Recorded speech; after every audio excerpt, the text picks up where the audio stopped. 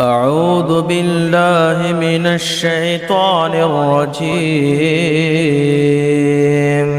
بسم الله الرحمن الرحيم. إنا أرسلنا نوحا إلى قومه أن أنذر قومك من قبل أن يأتيهم عذاب.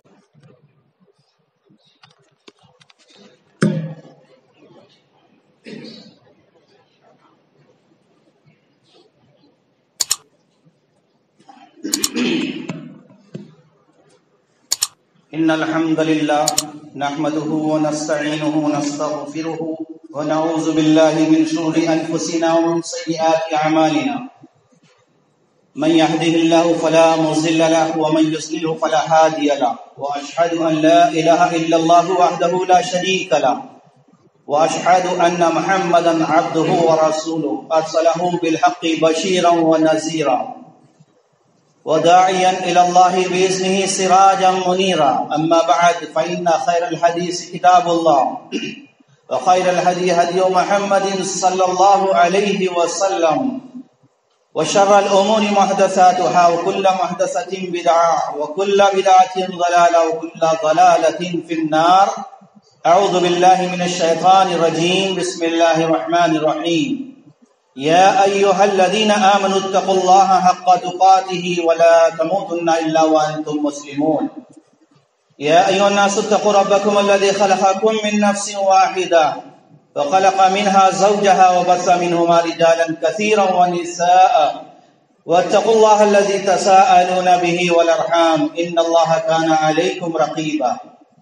يا أيها الذين آمنوا اتقوا الله وقولوا قولا سديدا يصلح لكم أعمالكم ويغفر لكم ذنوبكم، ومن يطع الله ورسوله فقد فاز فوزا عظيما. تمام تعریفیں اللہ تعالیٰ کے لیے لائق و زیبا ہے. محترم اسلامی بھائیوں، اللہ تبارک و تعالیٰ نے قرآن کریم کی بے شمار صورتوں میں امت مسلمہ کو خصوصی طور پر احکامات الہی کی پابندی کرنے کی تاکید فرمائی اور اللہ تعالیٰ کے منع کردہ تمام چیزوں سے اور کاموں سے بچنے کا حکم بھی دیا. جب معاشرے میں برائیوں کا چلن عام ہوتا رہتا ہے اور ان برائیوں پر کوئی حرف کرنے والا یا اس برائی پر نگاہ دوڑانے والا یا اس برائی کے تعلق سے غور و فکر کرنے والا نہیں ہوتا، یا اس برائی کے خاتمے کے لیے سنجیدگی کے ساتھ کوئی نوٹس نہیں لیتا، تو وہ برائیاں ایک فرد سے کچھ افراد تک، کچھ افراد سے کچھ گھروں تک، اور کچھ گھروں سے سارے سماج اور معاشرے میں پھیل جاتی ہے، یہاں تک کہ اس برائی کو دیکھ کر بھی برائی کا احساس ختم ہو جاتا ہے. تو یہ معاشرے کے سب سے خطرناک تباہ کن علامتیں ہیں. معزز اسلامی بھائیوں، اللہ تبارک و تعالیٰ نے ہم سب کو جس دین کی پیروی کرنے کا حکم دیا، اس دین کے کچھ تقاضے ہیں. سب سے پہلا یہ حکم ہے کہ ہر مسلمان اپنی ذات کی، اپنے نفس کی اصلاح کی فکر کریں. قُوْ أَنفُسَكُمْ وَأَهْلِكُمْ نَارًا. اے ایمان والو، تم اپنے نفس کو اور اپنے اہل و عیال کو دوزخ کی آگ سے بچاؤ. آج ہمارا معاشرہ نہ صرف مسلم معاشرہ بلکہ تمام معاشرے کی جو صورتحال ہے اس سے ہر دیندار باشعور مسلمان واقف ہیں۔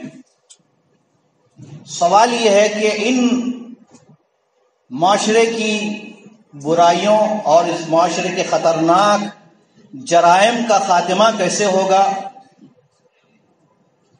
دن بدن یہ برائیاں، چاہے وہ عقائد کی برائیاں ہوں،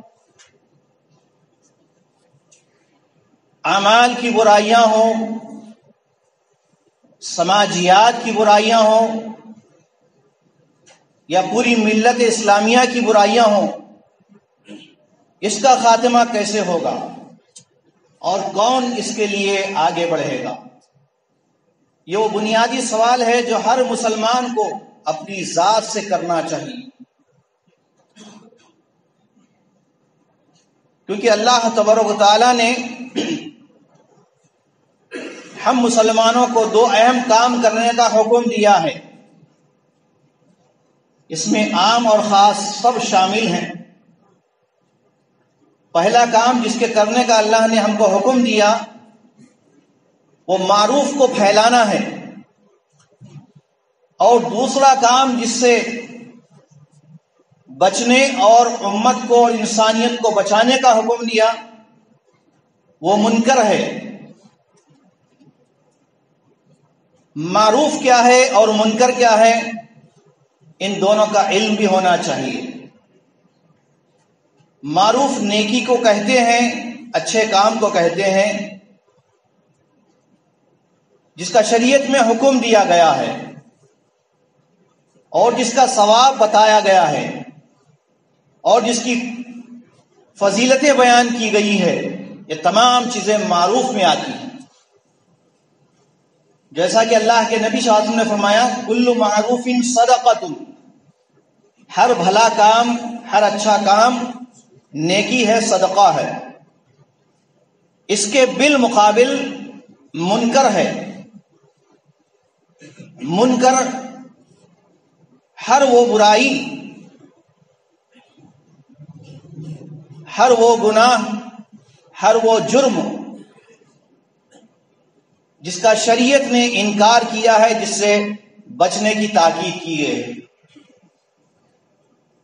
چنانچہ اللہ تعالیٰ نے اہل ایمان کو، تمام مسلمانوں کو، جس میں سارے مرد بھی شامل ہیں اور تمام عورتیں بھی شامل ہیں، مجموعی طور پر سارے مسلمان مردوں اور عورتوں کو اللہ تعالیٰ نے حکم دیتے فرمایا والمؤمنون والمؤمنات بعضهم اولیاء بعض یأمرون بالمعروف وینہون عن المنکر۔ مومن مرد اور مومن عورتیں آپس میں ایک دوسرے کے اولیاء ہیں، دوست ہیں، ساتھی ہیں۔ ان مسلمان مردوں اور عورتوں کا فریضہ یہ ہے کہ وہ معروف کا حکم دیتے ہیں اور منکر سے روکتے ہیں۔ معروف میں سب سے پہلے سر فہرست پہلے نمبر پر اگر کوئی نیکی آتی ہے تو وہ توحید ہے۔ توحید کا حکم دینا یہ سب سے بڑا معروف ہے، اور اس کے بالمقابل منکر میں سب سے بڑا منکر، جس کو منکر اعظم بھی کہتے ہیں، وہ ہے شرک، جسے ظلم عظیم بھی کہا گیا۔ تو ہر مسلمان کو معلوم ہونا چاہیے کہ معروف کیا ہے اور منکر کیا ہے، تاکہ وہ اس کام کو صحیح ڈھنگ سے ادا کر سکے۔ تأمرون بالمعروف وتنہون عن المنکر، خیر امت ہونے کی علامت یہ بتائی گئی کہ وہ معروف کو پھیلاتے رہتے ہیں، معروف کا حکم دیتے رہتے ہیں اور منکر سے بچاتے ہیں۔ یہ کام اگر مسلمان کرتے ہیں تو اللہ تعالیٰ کے نزدیک خیر امت ہے یہ، اور اگر یہ کام نہیں کرتے تو اللہ تعالیٰ نے ایسی امت کے بارے میں قرآن کریم میں صاف طور پر فرمایا کہ جب مسلمان اپنے فریضے سے غافل ہو جائیں گے، اپنی ذمہ داریوں کو بھول جائیں گے، تو اللہ تبارک و تعالیٰ ان کے عام اور خاص سب کو برابر کر دے گا، جس کے بارے میں اللہ کے نبی صلی اللہ علیہ وسلم نے صاف طور پر فرمایا لَتَأْمُرُنَّ بِالْمَعْرُوفِ وَلَتَنْهَوْنَ عَنِ الْمُنْكَرِ۔ یہ ترمذی کی حدیث ہے۔ نبی صلی اللہ علیہ وسلم فرماتے ہیں کہ تم ضرور نیکیوں کا حکم دیتے رہو اور برائیوں سے روکتے رہو۔ اگر تم نے ایسا نہیں کیا تو عین ممکن ہے کہ اللہ تبارک و تعالیٰ تمہارے عام اور خاص سب کو برابر کر دے گا، اور تم دعائیں مانگو گے، اللہ تعالیٰ سے دعائیں کرو گے، لیکن تمہاری کوئی دعا قبول نہیں کی جائے گی۔ آج پوری امت خواب غفلت میں ہے، اور اس عظیم فریضے سے مجموعی طور پر سارے مسلمان غافل ہیں، اور برائیوں کا، گناہوں کا، جرائم کا یہ حال ہے کہ وہ دن بدن جنگل کی آگ کی طرح پھیلتی جا رہی ہے۔ کون کون سی برائیوں کو بیان کیا جائے جو آج پوری امت میں، پوری انسانیت میں، پورے سماج میں سرایت نہ کر گئی ہو۔ میں بالکل اختصار کے ساتھ سرسری طور پر ان برائیوں کے تعلق سے جو آج ہمارے معاشرے میں پھیلی ہوئی ہیں یا بڑی تیزی کے ساتھ پھیل رہی ہیں، اس کا نوٹس ہم لیتے ہیں، پھر اس کے بعد اس کے خاتمے کی فکر کرتے ہیں کہ کیسے ان برائیوں کو، ان گناہوں کو ختم کیا جائے۔ قرآن کریم سورہ انعام کی آیت 151 میں اللہ تعالیٰ نے فرمایا قُلْ تَعَالُوا أَتْلُ مَا حَرَّمَ رَبُّكُمْ عَلَيْكُمْ، کہ اے لوگو آؤ میں تمہیں ان چیزوں کو بیان کرتا ہوں یا ان کاموں کو تمہارے سامنے پیش کرتا ہوں جو تمہارے رب نے تم پر حرام کی ہے۔ ما حرم ربکم علیکم اللہ تشرکوا بہ شیئا، اللہ کے ساتھ کسی کو شریک نہ کرنا۔ شرک سب سے بڑا گناہ ہے جو توبہ کے بغیر معاف نہیں ہوتا،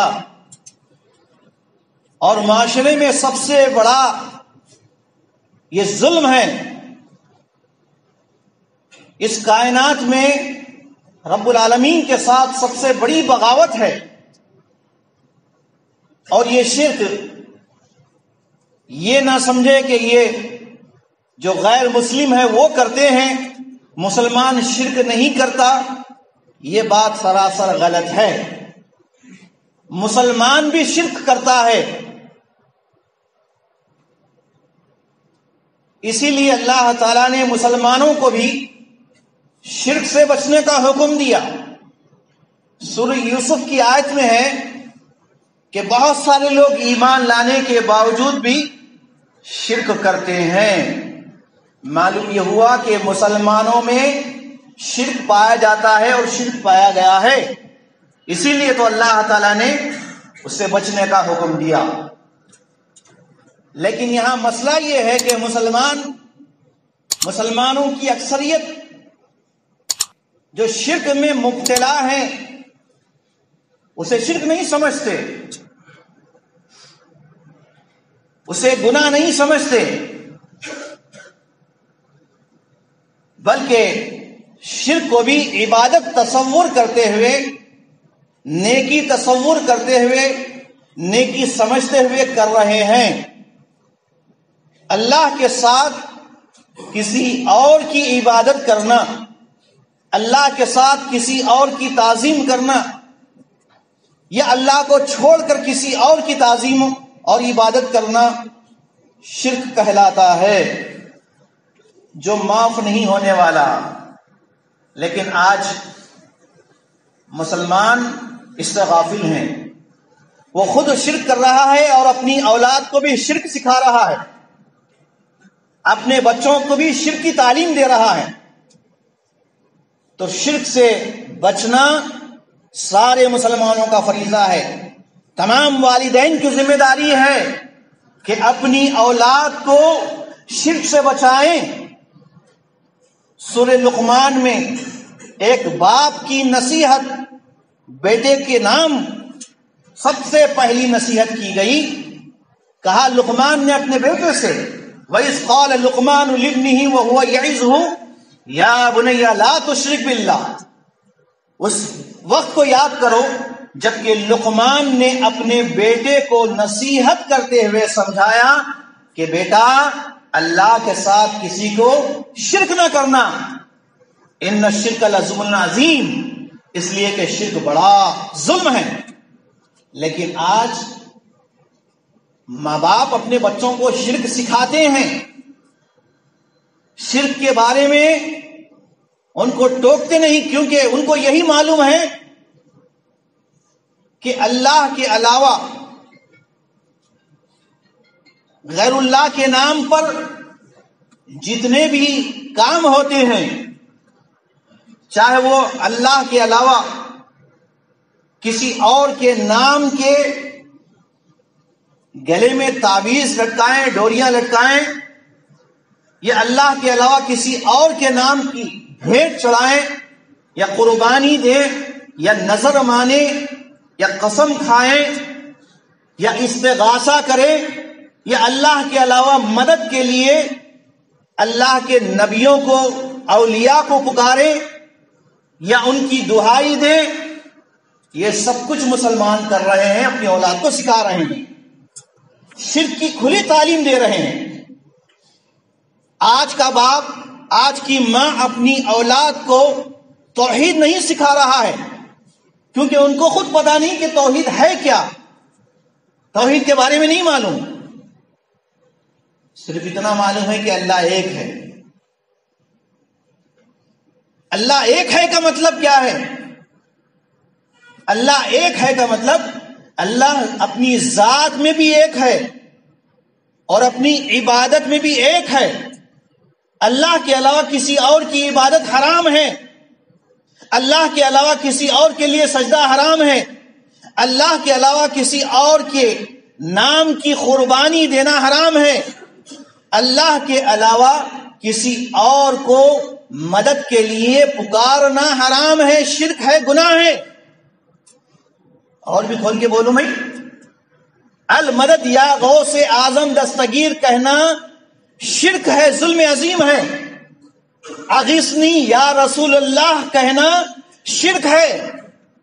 معلوم لوگوں کو نہیں معلوم، بلکہ لوگ دہائی دیتے ہیں، اٹھتے بیٹھتے چلتے پھرتے یا غوث کہتے، یا رسول اللہ کہہ کے اٹھتے ہیں، یا علی مشکل کشا کہہ کر کام شروع کرتے ہیں۔ کیا مسلمانوں کو نہیں معلوم کہ یہ شرک ہے؟ اکثریت کو معلوم نہیں ہے، اور جس کو معلوم بھی ہے تو وہ سماج کے تلے دبے ہوئے ہیں۔ اگر میں جو ہے صحیح راہ پہ آ جاؤں گا، توحید اختیار کر لوں گا، تو معاشرے میں، سماج میں، گھر میں میں اکیلا ہو جاؤں گا، کوئی میری بات نہیں سنے گا، سب مجھے دور کر دیں گے۔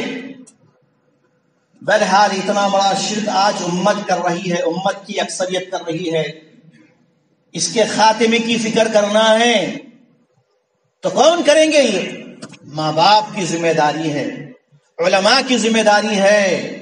مرنے سے پہلے اپنی اولاد کو حضرت یعقوب علیہ السلام نے نصیحت کی، کہا کہ بیٹو، یا بنیا، اے میرے بیٹو، میری اولاد، میرے مرنے کے بعد تم کس کی عبادت کرو گے؟ بیٹوں کو تربیت ملی تھی، توحید کی تعلیم ملی تھی. بیٹوں نے کہا نعبد الہک و الہ ابراہیم، ہم آپ کے معبود کی اور ابراہیم علیہ السلام کے معبود یعنی اللہ ہی کی عبادت کریں گے. یہ ماں باپ کو فکر ہونی چاہیے. خود مر جائیں گے لیکن اپنی اولاد کو اگر شرک میں مبتلا چھوڑ کر مریں گے، یہ اولاد جو شرک کرے گی تمہارے مرنے کے بعد تمہارے لیے یہ سال ثواب نہیں، یہ سال عذاب بن جائے گی. کیوں؟ اس لیے کہ تم نے کبھی بھی اپنی اولاد کو شرک سے نہیں بچایا، اچھا کھانا کھلایا، اچھے کپڑے پہنائے اور اچھی اچھی سہولتیں مہیا کی، لیکن اچھا اور صحیح عقیدہ ان کو نہیں دیا. یہ سب سے بڑا پہلا سوال ہے مسلمانوں سے، والدین سے، سرپرستوں سے، علماء سے، دانشوران سے، ائمہ کرام سے، مشائخین سے، ہر مسلمان سے یہ سوال ہے. تو اس کی فکر کرنی چاہیے. یہ سب سے بڑا ظلم ہے، سب سے بڑا گناہ ہے جو آج معاشرے میں ہو رہا ہے. دوسرا گناہ، دوسرا جرم اور دوسری بڑی برائی جو معاشرے میں آج پھیلی ہوئی ہے، میں یہ ساری چیزیں سورہ انعام آیت نمبر 151 کے حوالے سے پیش کر رہا ہوں. اتل ما حرم ربکم، تمہارے رب نے جو تم پر حرام کیا ہے میں تمہارے سامنے بیان کر رہا ہوں.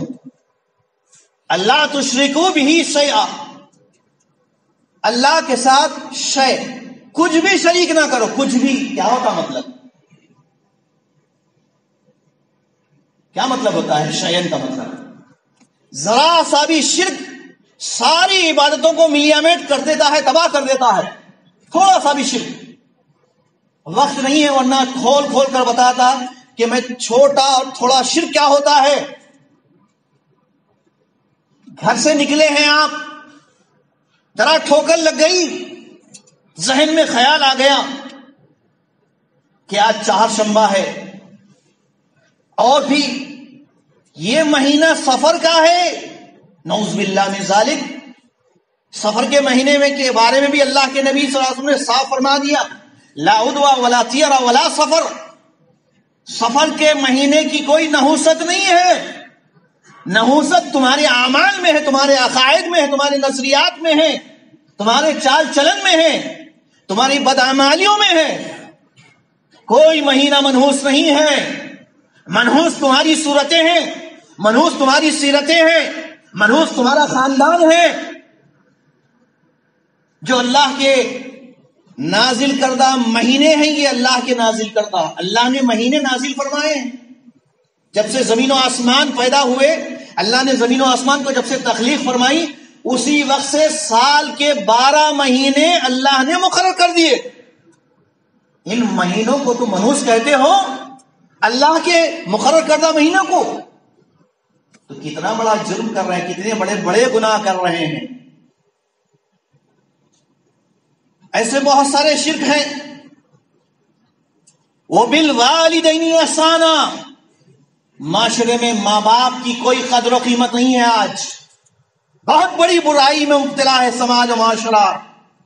بڑے ہو گئے ہیں، شادیاں ہو گئی ہیں، اولاد والے ہو گئے ہیں تو اپنے بوڑھے ماں باپ کو فراموش کر دیے ہیں، گھر سے بے دخل کر دیے ہیں، اولڈ ایج ہوم میں ڈال دیے ہیں. اور کوئی تو ایسا ہے کہ ماں باپ پر بھی اعتراض کرتا ہے. یہ بدبخت اولاد اپنی ماں باپ کو تانے دیتی ہے، کوستی ہے. ماں باپ کا مقام اللہ کی عبادت کے بعد اللہ تعالیٰ نے وَقَضَىٰ رَبُّكَ أَلَّا تَعْبُدُوا إِلَّا إِيَّاهُ وَبِالْوَالِدَيْنِ إِحْسَانًا فرمایا. ماں باپ کے ساتھ اچھا سلوک کرو، اف تک مت کہو، اپنی منہ کو ٹیڑھا مت کرو، ناک منہ مت چڑھاؤ. اور جب تمہارے سامنے تمہارے ماں باپ بوڑھے ہو جائیں ایسے موقع پر تم ان کی خدمت کر کے اپنی جنت بنا لو. لیکن آج کیا ہے معاشرے میں ماں باپ کی حیثیت؟ ویسٹرن کلچر کو دیکھ کر مغربی تہذیب کے ایسے دل دادا ہو گئے، دیوانے ہو گئے، اور جتنے سیریلز آج، جتنے پروگرام سوشل میڈیا پہ آ رہے ہیں، اس سے بچے کیا سیکھ رہے ہیں؟ جتنی فلمیں بن رہی ہیں اس سے نوجوان نسل کیا سیکھ رہی ہے؟ آنکھیں لڑا کر، آنکھیں دکھا کر ماں باپ کو بات کر رہی ہے. یہ سیکھ رہی ہے، نبی کی سنت نہیں سیکھ رہی ہے، صحابہ کرام کا طور طریقہ نہیں سیکھ رہی ہے. وبالوالدین احسانا، ماں باپ کے مقام کو پہچانو، ان کی تکریم کرو، ان کا احترام کرو، اور ان کی مجبوریوں کو، پریشانیوں کو، اور بڑھاپے کے وقت ان کے چھچڑے پن کو تم صبر و تحمل سے برداشت کرتے ہوئے ان کی خواہشات کی تکمیل کرو.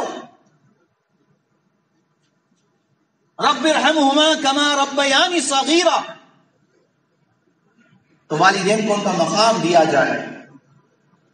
ولا تقتلوا اولادکم من املاق، تیسرا جرم، تیسرا گناہ، تیسری خطرناک برائی جو معاشرے میں ہے، آج پھیلی ہوئی ہے، وہ ہے اولاد کو درگور کر دینا، اولاد کو قتل کر دینا.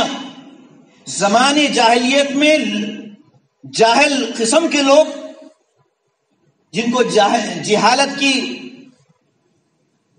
تہذیب ملی تھی، جاہل معاشرہ تھا، وہ اولاد کو، خصوصاً بچیوں کو زندہ دفن کر دیتے تھے. اولاد ہونے کے بعد دفن کرتے تھے. آج کیا ہے؟ پیدا ہونے سے پہلے دفن کیا جا رہا ہے. بلکہ بعض بدبخت ایسے بھی شوہر ہیں، 2 بچیاں ہو گئی ہیں، تیسری مرتبہ بچی ہوئی تو طلاق ہے تجھے. کل پرسوں ہی کے اخبار میں نے دیکھا. تو یہ صورتحال آج معاشرے کی. قتل اولاد گناہ کبیرہ ہے، یہ قتل ہے. ہر ابوشن کرنے والی عورت قاتلہ ہے. اللہ کے نبی نے فرمایا کہ تم زیادہ محبت کرنے والی، زیادہ اولاد جننے والی عورتوں سے شادی کرو، قیامت کے دن میں اپنی امت کی کثرت پر فخر کروں گا. فإني أباحي بكم الأمم يوم القيامة.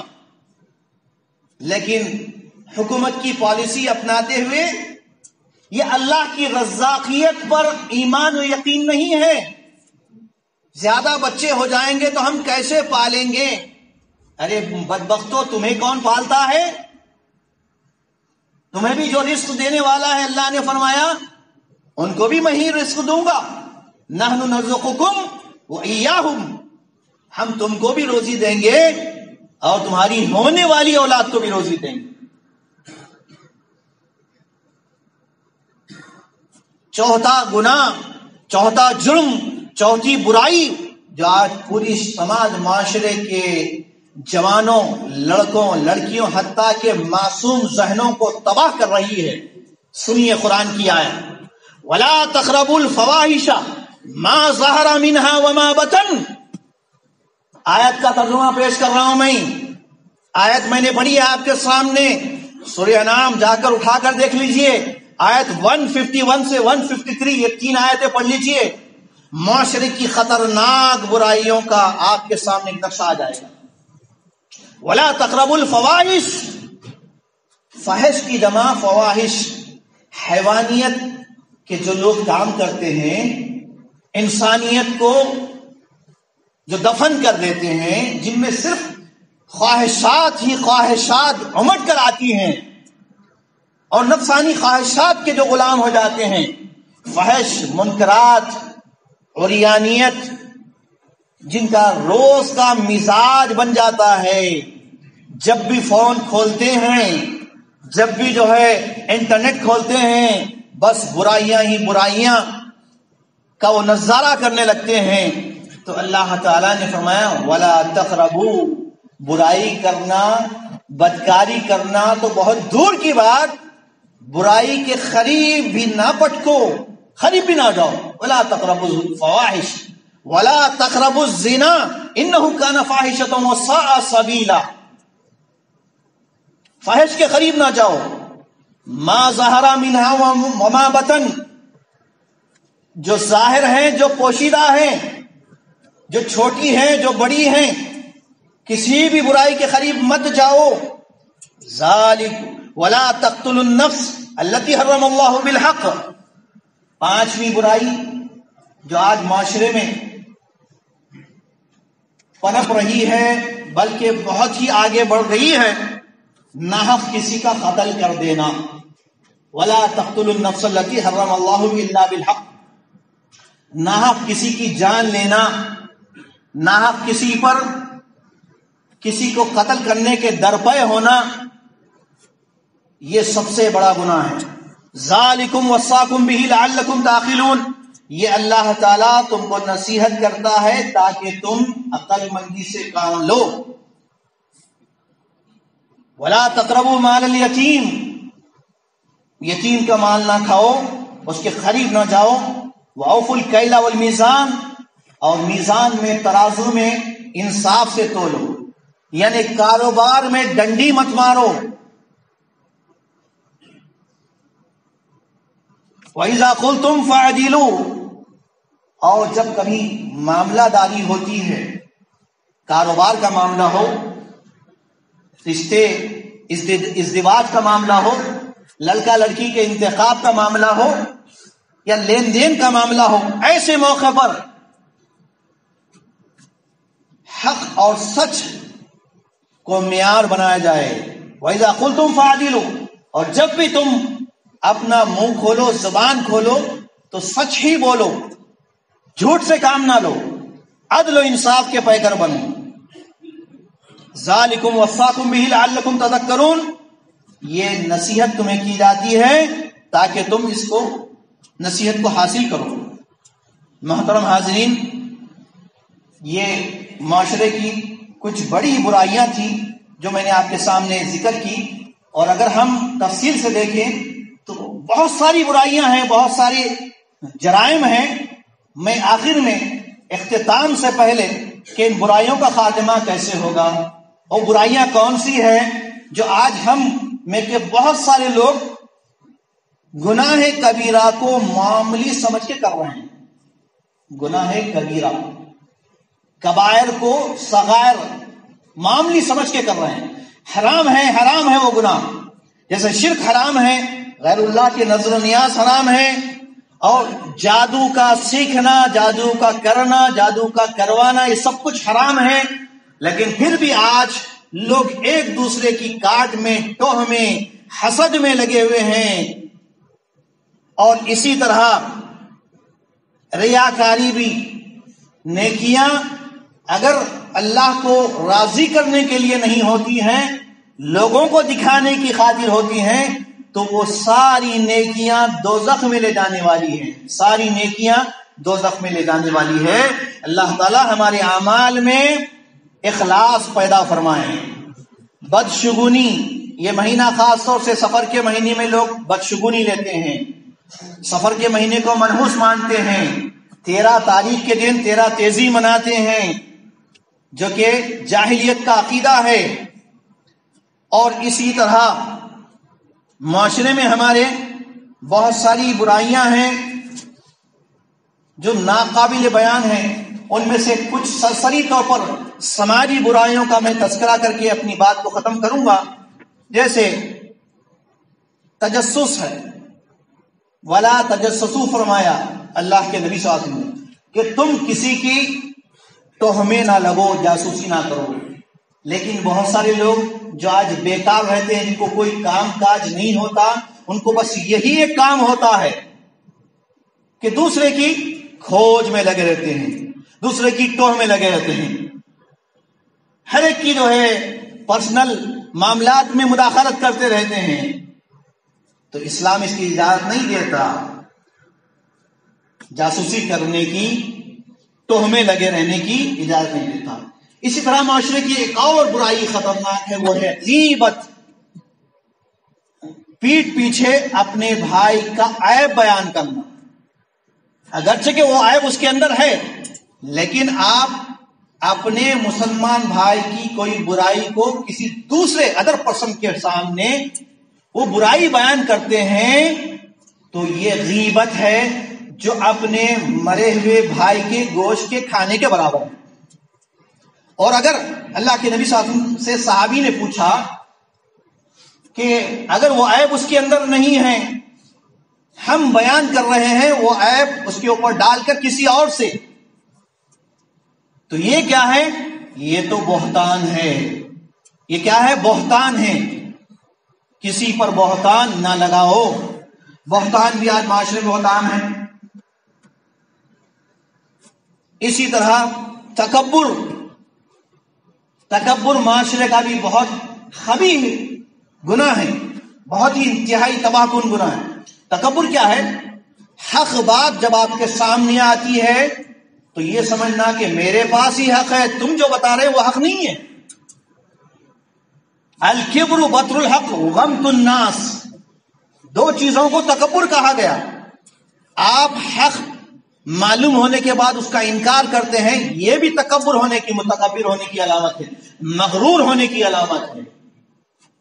اور کسی کو اپنے سے کمتر سمجھنا، اپنے سے کمتر بدتر سمجھنا اور اپنے آپ کو بہتر سمجھنا، یہ بھی تکبر کی علامت ہے۔ پیسہ آ جائے تو پیسے کا غرور، دولت آ جائے تو دولت کا غرور، علم آ جائے تو علم کا غرور، خوبصورتی آ جائے تو خوبصورتی کا غرور، صدارت کرسی آ جائے تو اس کا غرور۔ اسلام اس کی اجازت نہیں دیتا ہے۔ اسی طرح بدزنی، بدگمانی اور بد زبانی، زبان کے بھی بہت بڑے فتنے ہیں۔ زبان سے لوگوں کا قتل ہوتا ہے، زبان سے معاشرہ تباہ ہوتا ہے، زبان سے فتنے فساد پھیلتے ہیں۔ کیوں کہ اگر آپ زبان کو اصلاح کے لیے نہیں کھولتے، فتنہ پھیلانے کے لیے، لڑانے کے لیے، ایک دوسرے کو بھڑکانے کے لیے استعمال کرتے ہیں، تو برائی کسی ایک آدمی میں تھی، آپ نے کسی دوسرے آدمی سے بیان کر دی، اس نے تیسرے سے بیان کر دی، اور یہ کہہ کر بیان کی بھائی یہ دیکھو یہ راز کی بات ہے، کسی اور سے نہیں کہنا۔ جب راز کی بات ہے تو آپ دوسرے سے کیوں بیان کر رہے ہیں؟ وہ راز کی بات کہاں ہوئی؟ دیکھو میں صرف تم سے کہہ رہا ہوں، کسی اور سے نہیں کہنا۔ وہ بھی دوسرے کو بتا کر یہ بولے گا میں تم سے کہہ رہا ہوں، کسی اور سے نہیں کہنا۔ ایسے 10 لوگوں میں برائی جب پھیل جاتی ہے تو 10 کا گناہ وہ پہلے جو شروع کیا ہے، غیبت، بہتان، بدگمانی، اس کے سر ہوتا ہے۔ تو آج ہمارے معاشرے کے اندر یہ ساری چیزیں پائی جاتی ہے۔ اور بھی دیکھیے آپ، سودی نظام کا چلن عام ہے، سود پر پوری معیشت، پوری زندگی چل رہی ہے، مرتے دم تک سود ہی سود چل رہا ہے، حرام کی زندگیاں گزر رہی ہے، حرام کے کاروبار، سود کے کاروبار، اور افراط و تفریط معاشرے میں بہت عام ہے، اسراف بہت عام ہے۔ لوگ اپنے غریبوں کی مدد نہیں کرتے، دھوکے باز کمپنیوں میں لاکھوں کروڑوں روپے لگا کر خود تباہ ہو رہے ہیں، دین کے نام پر لوگ لوٹ رہے ہیں۔ کتنی کمپنیاں آج لوٹ چکی ہیں مسلمانوں کو۔ تو یہ سب معاشرے میں کیا ہے؟ بے اعتدالی۔ اسی طرح خطے تعلق، ذرا سی کوئی انبن ہو گئی، چاہے میاں بیوی میں ہو، آپس میں مسلیوں میں ہو، دوست احباب میں ہو، خاندان میں ہو، تو کیا کرتے ہیں؟ خطے تعلق، رشتہ کٹ۔ شریعت نے یہ نہیں کہا۔ اللہ کے نبی نے فرمایا کہ ایک مسلمان کے لیے جائز نہیں کہ اگر کسی سے جھگڑا ہو جائے، لڑائی ہو جائے، تو 3 دن تک وہ اپنی تعلقات کو منقطع کر کے رکھے۔ اسلام اس کی اجازت نہیں دیتا۔ اسی طرح معاشرے کے اندر ایک بڑا ظلم ہو رہا ہے جو سب مل کر ڈھا رہے ہیں، غریب مسلمان بچیوں پر جہیز طلبی کے نام پر جہیز مانگ کر، جہیز کی بھیک مانگ کر مسلمانوں کو، مسلمان بچیوں کو اور برائیوں کی طرف آگے بڑھنے دیا جا رہا ہے۔ یعنی آپ اپنا رشتہ ایسے ہی گھر لے جاتے ہیں جہاں سے دولت ملنے کی امید ہوتی ہے، ایک غریب شریف دیندار گھرانے کی بچی کو آپ اپنی بہو بنا کر نہیں لاتے. کیوں؟ کیونکہ آپ کا نظریہ یہ ہے کہ ہم ایسے ہی کیوں کر لیں، میرا بچہ تو اعلیٰ تعلیم یافتہ ہے، اس لیے کچھ بھی آنا چاہیے. یہ رسم آج معاشرے میں بے غیرتی کی علامت ہے. ایسے ہی اور بہت ساری کچھ چیزیں ہیں جو آج ہمارے معاشرے میں ہم نے دیکھی ہے. ان سب کا خاتمہ اسی وقت ممکن ہے جب ہم میں کا ہر آدمی محاسبہ کرے اپنا. قیامت کے دن پائی پائی کا حساب لیا جائے گا. آپ کے اقوال کا حساب ہوگا، زبان سے کیا کیا بولے اس کا بھی حساب ہوگا، ہاتھوں سے کیا حرکتیں کیے اس کا بھی حساب کتاب ہوگا، اور جتنا کچھ کمائے اس کو کہاں خرچ کیا، کیسے کمایا، کیسے خرچ کیا، یہ سارا محاسبہ ہونے والا ہے. اس کے لیے تیار ہو جائیں. اور وہ یاد رکھیے، دنیا میں رشوت چل جائے گی، اللہ کے پاس فدیے میں اگر انسان چاہے گا کہ پوری زمین دے دیں، پوری دنیا کی دولت دے دیں، تو اللہ تعالیٰ کے پاس رشوت چلنے والی نہیں ہے. دنیا میں آپ چلا سکتے ہیں یہ، لیکن اللہ تعالیٰ کے پاس انصاف ہوگا. وہ حدیث یاد ہونی چاہیے کہ اللہ کے نبی نے فرمایا اتدرون من المفلس، تم جانتے ہو مفلس کون ہے؟ تو اللہ کے نبی نے فرمایا میری امت کا سب سے بدبخت مفلس اور خلاش انسان وہ ہے قیامت کے دن بہت سارے بڑے بڑے نیکیاں لے کر، بڑے بڑے ثواب کے کام لے کر، بڑی بڑی نیکیاں عبادتیں لے کر آئے گا، لیکن اس نے ایسے بڑے بڑے گناہ کیے ہوں گے جس کو اس نے اپنی نظر میں معمولی سمجھا. مثلا کسی پر بہتان لگا دیا، کسی کو جھوٹا کہہ دیا، کسی کی بے عزتی کر دی، کسی کو مارا ہوگا، کسی کو ستایا ہوگا. تو یہ سارے کام جب ہم کر رہے ہیں، اس کے باوجود ہماری نیکیاں عبادتیں بھی جاری ہیں، تو یاد رکھیے یہ دونوں چیزیں چلنے والی نہیں. ہم سرتاپا خیر بن جائیں، شر سے، برائی سے، نکمے پن سے، ظلم و زیادتی سے، ناانصافیوں سے، بےمانیوں سے، جھوٹ سے، غبن سے کوئی ہمارا تعلق نہ ہو. ہم ایک مثالی مسلمان بنے تاکہ دوسروں کے لیے ایک بہترین نمونہ بن سکے. ہم سے جتنی بھی خطائیں ہو چکی ہیں آج تک، ابھی تک، سب کی توبہ کر لیں اللہ سے. اللہ معاف کرنے والا ہے، چھوٹے بڑے سارے گناہ معاف کرنے والا ہے. اسی وقت، اسی صورت میں یہ برائیوں کا خاتمہ ہو سکتا ہے. ہر آدمی فکر کرے کہ میں کتنا بڑا گناہ گار ہوں، میرے یہ گناہ ختم ہونی چاہیے، اس کی توبہ کرنی چاہیے. اور تیسرے نمبر پر شرعی علم حاصل کرنا چاہیے.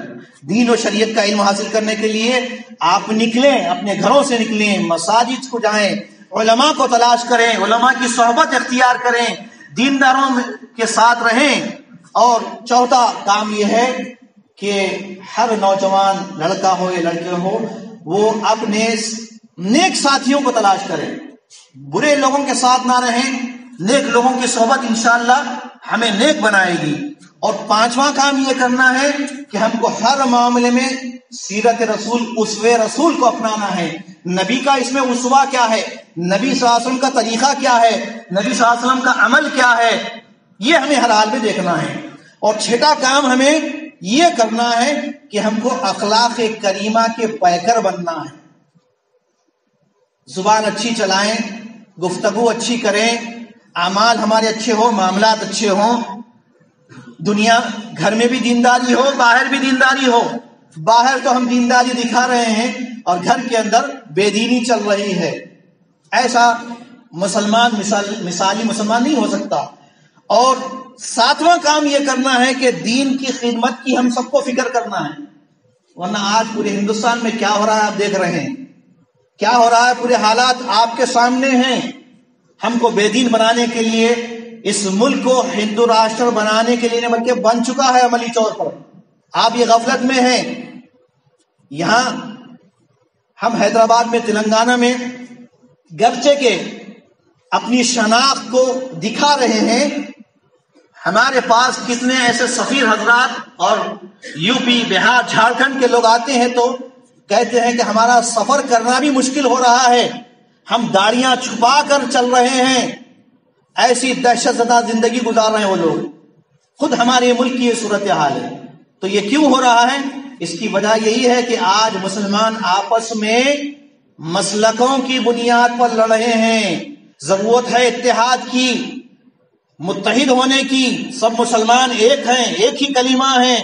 بس سب کو اپنا مقصد یاد ہونا چاہیے. مقصد یہ ہے کہ دین کی خدمت کرے، انسانیت کو جہنم کی آگ سے بچانے کے لیے دعوت کا کام شروع کر دیں اور آخرت کی تیاری کی فکر کریں.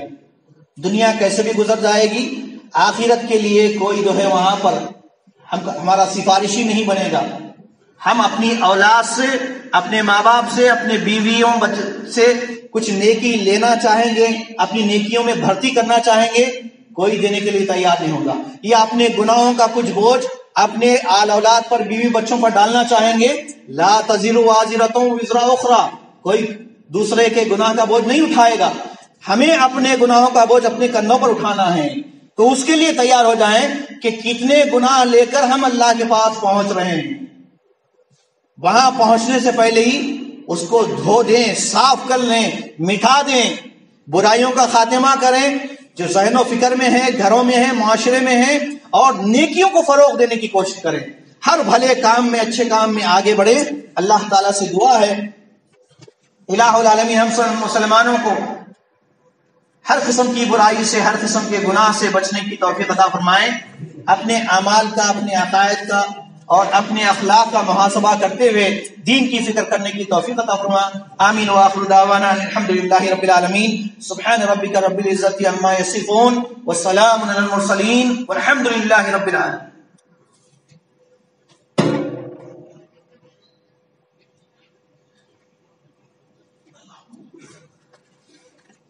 الحمد لله نحمده ونستعينه ونستغفره ونعوذ بالله من شرور انفسنا ومن سيئات اعمالنا.